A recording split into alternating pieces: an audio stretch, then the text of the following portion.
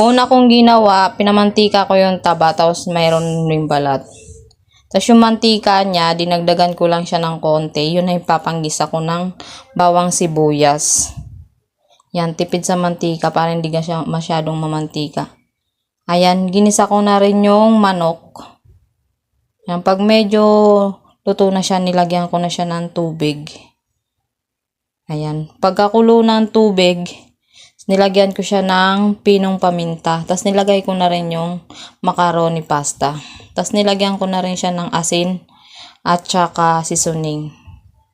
Ayan, pagkakulo, nilagyan ko lang siya ng ibap. Tapos nilagay ko na rin yung gulay. Yung carrots saka repolyo. Ayan guys, haluin lang. Tapos takpan. Tapos timplahin kung tama na ba yung timpla niya. Ayan guys, luto ng ating cream.